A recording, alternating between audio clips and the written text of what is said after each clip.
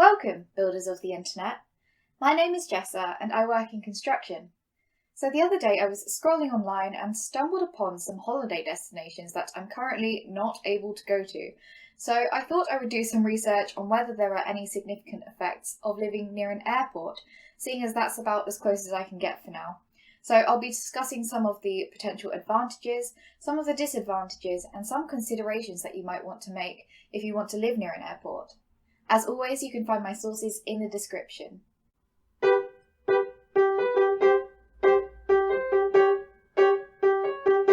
Is building on my mind. Noise. Possibly the most obvious consequence of living near an airport is the noise, or unwanted sound as it's defined, that people will experience. Those who live near airports are exposed to as much as 4 times the amount of noise compared to those living in a relatively quiet area, and these are from sounds of airplanes jetting off, as well as the traffic from vehicles driving to and from the airport. The extent of this noise will of course vary depending on the activity of the airport and how close you live to there, as well as many other factors, but for those living within the flight path, over 55% claimed to be bothered by the aircraft noise, and even more than this said they were affected by the highway noise at 63%, which is noticeably higher than residents not in the flight path. The sounds of aircraft do have different effects, even on people living within the same household, but generally there is an increased factor for potential annoyance, stress and sleep disturbance, particularly for light sleepers in areas with nighttime flights. In the short term, loud noise can increase blood pressure, where if this exposure is sustained for extended periods of time, there could be a more long-term risk.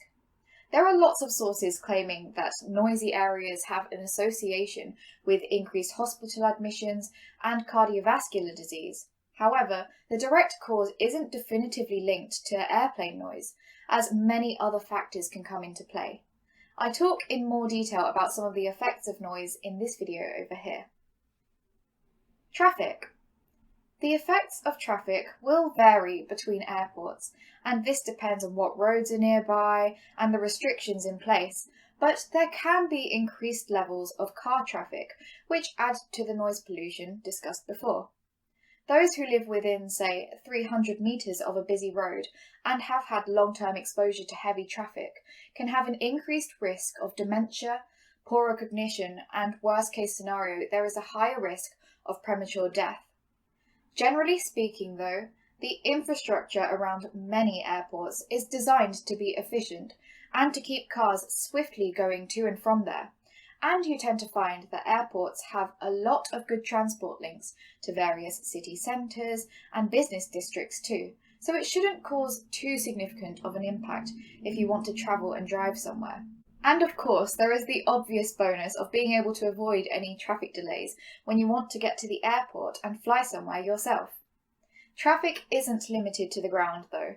When there is air traffic and planes need to keep circling before they can land, this can pollute the air for up to 10 miles away, which leads on to my next point. Pollution. With aircraft activity expected to double between 2012 and 2030, it's important to consider the health implications and consequences that might come as a result of the pollution produced. Yes, this activity has been slashed due to the recent pandemic, but there is still some activity going on, and this is bound to go back up when things start returning to normality and people can go on holiday again. Typical plane engine exhaust contains nitrogen, oxygen, carbon dioxide and water vapour, but there are other residual products which are known to be more harmful. For example, nitrogen oxides are produced, and when these are in the lower atmosphere, they can facilitate ozone production, ultimately contributing to global warming. Carbon monoxide is also produced, which can displace oxygen in the blood and deprive vital organs in the body of oxygen. If you are exposed to too much, it can cause people to lose consciousness and suffocate. A few other dangerous products from aircraft exhaust include sulfur dioxide, hydrocarbons, and aerosol particles. The vapour from exhaust also creates things called ultrafine particles, which are less than 1,000th the width of a human hair. These particles have the capacity to go deep into the lungs, entering the bloodstream and spreading to critical organs, including the brain and the heart. And they're not regulated yet by the US Environmental Protection Agency, which is a cause for concern for many people. For reference of how much pollution there is near an airport, the level of pollution at LAX is equivalent to having 500 vehicles stalled in traffic. Larger airports like LAX obviously contribute more so than the smaller ones, but reports show that emissions are still significantly higher than typical background pollution levels around small airports.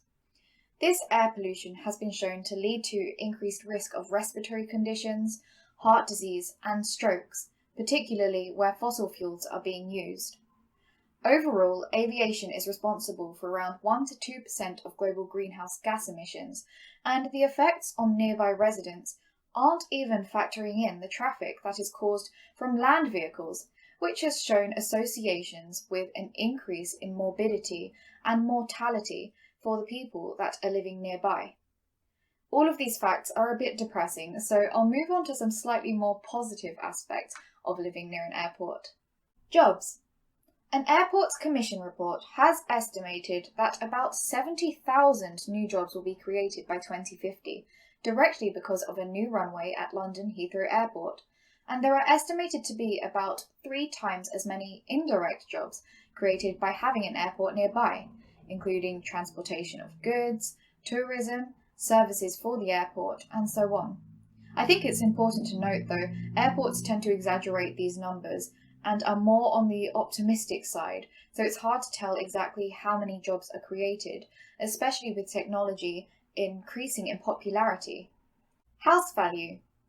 With airports clearly not being too popular to live near, there is the final perk of having potentially cheaper housing nearby. This is unfortunate for the people who are having a new airport or an expansion of an existing airport nearby, but for those who are searching for houses, it really helps provide some slightly more affordable options. If you're keen on travelling a lot and making use of the airport, this is definitely something that adds to the bonus of living near one. Considerations. There are various factors to take into consideration if you want to live near an airport. Some quite good and maybe some not so good, but there can be measures taken to help lessen the more serious consequences of living in an airport. If you find that you're spending most of your time inside, perhaps you can take measures in improving the indoor air quality, such as buying an air purifier or installing air filtration systems. Noise is definitely a factor of annoyance for many people too, so having more acoustic insulation installed where possible can help a little bit, but also just considering your sleeping habits. If you find that background noise is very distracting and you wake up really easily, maybe it isn't the best choice for a place to live. I think that there can be more done from authorities and the government too in reducing the environmental and social harm that comes with living near an airport. Say, for example, if they're planning to expand an airport, ensuring that there are enough nearby roads to facilitate it so it doesn't significantly impact people's quality of life with traffic, as well as trying to monitor more of the ultrafine particles mentioned before, so that there can be a better understanding of what extent they can affect people.